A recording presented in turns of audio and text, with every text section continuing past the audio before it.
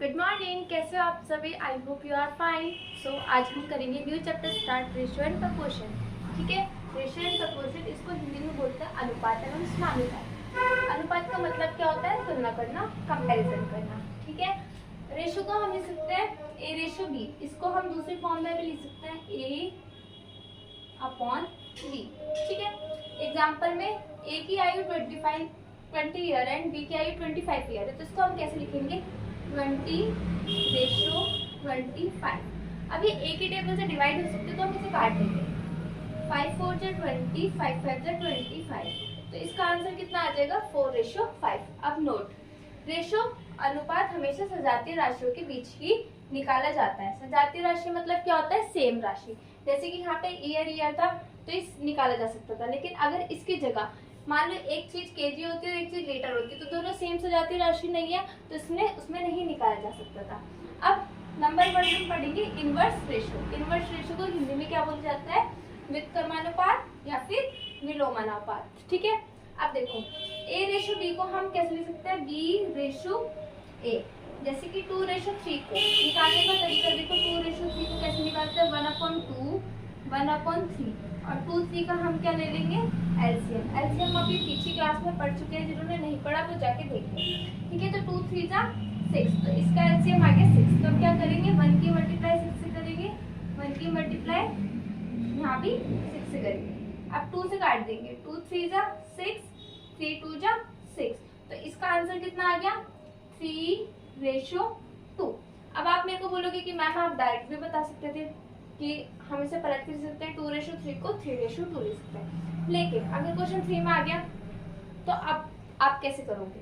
आप सोचोगे कि क्या बोलते हैं, जैसे यहाँ पे 2:3 था, 3:2 करा, तो यहाँ पे भी 3:2:1 कर देंगे, पर नहीं, ऐसा नहीं होगा। दो मेथड से होगा, एक तो ये वाला मेथड है और दूसरा फास्ट मेथड है। पहले आप फर्स्ट मेथड से करते हैं। जैसे 1 है तो 1 को 1/1 लिख दो, 2 को 2/2 लिख दो और 3 को 3/1 को 1/1,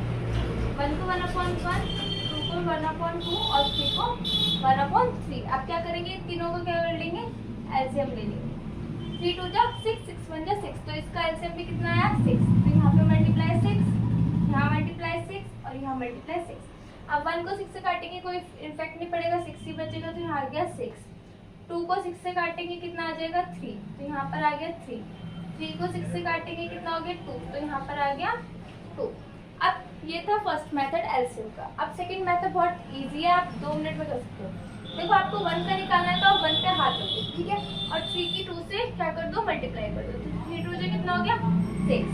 अब आपको किसका निकालना है? 2 का, तो आप 2 पे हाथ रख दो और 3 की 1 से मल्टीप्लाई कर दो। तो 3 1 से कितना हो गया? 3। 3 की 1 से मल्टीप्लाई कर दो। अब आपको निकालना है 3 का, तो आप 3 पे हाथ रख दो और 2 की 1 से मल्टीप्लाई कर दो। तो कितना आंसर आ गया? 2 1 जा 2। आई होप आपको समझ में आया। अगर आपको ये समझ में आ गया तो आप इसका आंसर मुझे कमेंट में बताओगे। इनवर्स रेशियो ऑफ 2:3:5, इसका आंसर क्या होगा? कुछ नहीं करना, सिर्फ हाथ रखना है और मल्टीप्लाई करनी है, फिर हाथ रखना है, फिर मल्टीप्लाई करनी है, फिर हाथ रखना है, फिर मल्टीप्लाई करनी है। ठीक है, ऐसे आप 2 मिनट में निकाल सकते हो बिना कॉम्प्लेक्स। अब मान लो इनवर्स रेशियो ऑफ 1:2:3:4। 4 डिजिट का आ गया, तो आप क्या करोगे? कुछ नहीं करना, आपको फिर से वही रखना है, 1 को रखो, इन तीनों की मल्टीप्लाई कर दो। 2 3 जा 6, 6 4 जा 24। तो इसका आंसर कितना आ गया? 24 रेशियो।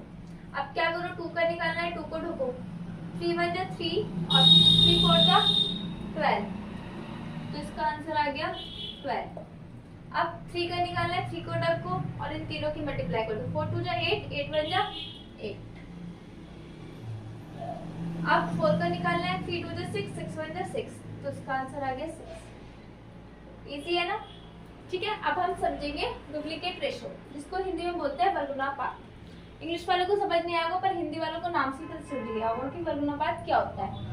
मतलब कि ए का वर्ग कर देना है, ए की स्क्वायर रेशियो बी की स्क्वायर। जैसे आपका क्वेश्चन है 7:8, तो इसका आंसर क्या होगा? 7 का स्क्वायर कितना होता है? 49। 8 का कितना होता है? 64। स्क्वायर मतलब होता है 7 की मल्टीप्लाई 7 से, 8 की मल्टीप्लाई 8 से। ठीक है, अब 9 का क्या होगा? 9 9 जा 80, 1, 11 का 11, 11 का 121, ठीक है। अब ऐसे होते हैं हमारे सब डुप्लीकेट रेशो। सब डुप्लीकेट रेशो किसे बोलते हैं? वर्गमूलानुपात, ठीक है। अजीब सा नाम है पर इंग्लिश वाले नहीं समझोगे, हिंदी वाले समझ गए होंगे।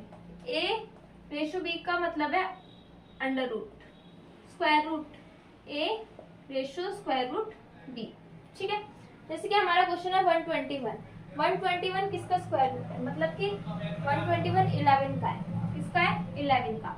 आप 11 की मल्टीप्लाई 11 से करोगे तो 121 आपका आंसर आएगा। ये मैं आपको निकालना आगे सिखाऊंगी नेक्स्ट वीडियो में, ठीक है। ऐसे 169 का रेशियो कितना होता है? 13 स्क्वायर रूट 13। 256 का कितना होता है? 16 और 289 का कितना होता है? 17। ऐसे 169 का कितना होता है? अभी हमने निकाला 169 का 13 और 361 किसका होता है? 19 का। आपको 1 से लेके 20 तक तो याद होनी चाहिए स्क्वायर रूट भी और क्यूब रूट भी, ठीक है। बाकी मैं आगे वीडियो में आपको वर्गमूल निकालना सिखाऊंगी कि कैसे निकालते हैं। इतना आपको समझ में आ गया? हमने सीखा इनवर्स रेशो, डुप्लीकेट रेशो और सब डुप्लीकेट रेशो, ठीक है। इनवर्स में क्या होता है? अपॉन की फॉर्म में लिखा है। अच्छा देखो एक बात सुनो, यहाँ पे 24, 12, 8 और 6 आ रहा है। अगर आपको ऑप्शन में दे रखा हो तो आप ये टिक लगा देना, बट अगर आपको ऑप्शन में दे नहीं रखा हो तो आप क्या करोगे? इसको ये 2 की टेबल से कर सकते हो तो उसको काट दो। 2 1 जा 2, 2 2 जा 4, 2 6 जा 12, 2 4 जा 8, 2 3 जा 6। अब ये और नहीं कट सकता तो हम यहीं पे छोड़ दें, ठीक है। अगर कोई चीज कट रही है तो उसे हम काट सकते हैं।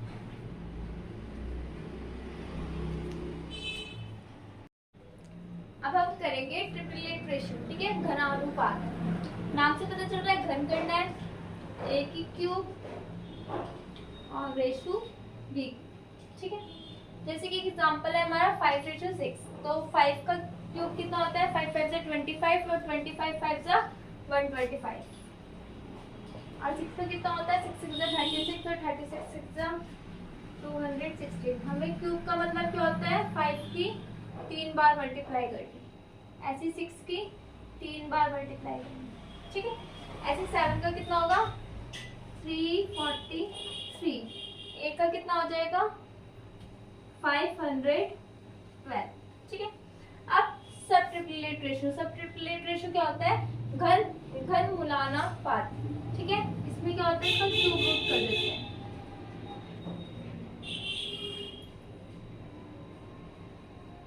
यहाँ पे 3 लिखना जरूरी है, इससे पता चलता है कि हम क्यूब रूट कर रहे हैं, ठीक है। जैसे कि 8 किसका क्यूब रूट है? 8 है 2 का, यहाँ लिखना है 8 किसका है? 2 का, क्योंकि 2 जा 4 और 4 2 जा 8। ऐसे 27 किसका है? 3 का, 3 3 जा 9 और 9 3 जा 27। 64 किसका है? 4 का, 4 4 जा 16 और 16 4 जा 64, तो इसका आंसर आ गया 4। 343 किसका है? अभी हमने ऊपर देखा है 7 का, तो 343 किसका है? 7 का, ठीक है। अब ऐसे हमारा लास्ट है कंपाउंड रेशियो। कंपाउंड रेशियो क्या होता है? मिश्रानुपात, मतलब कि मिलाना एक तरीके से, ठीक है। जैसे आपका क्वेश्चन है 2:3, 9:8 का कंपाउंड रेशियो क्या होगा, ठीक है। तो आप इसे कैसे लिख सकते हो? 2 को 2/3 लिख सकते हो आप। स्टार्टिंग में ही बताया था कि इस फॉर्म में लिख सकते हैं अपॉन बी की फॉर्म में, ठीक है। और 9 को 9/8 लिख सकते हो। आप क्या कर दोगे? आप मिलाना, इसको मल्टीप्लाई कर दोगे। यहाँ पे क्या कर दोगे? मल्टीप्लाई। जो चीज कट रही है आप उसे काट सकते हो। 3 से 9 कट जाएगा, 3 3 जा 9, 2 से 8 कट जाएगा, 2 4 जा 8। तो अब इसका आंसर क्या आ गया? 3/4। तो इसको कैसे लिखा जाएगा? 3:4 आपका आंसर। आई होप आपको आज समझ में आया हो। अगर आपको अच्छा लगे तो आप लाइक कमेंट शेयर जरूर करें और सब्सक्राइब भी कर दें अगर आपने नहीं करा हो। Thank you.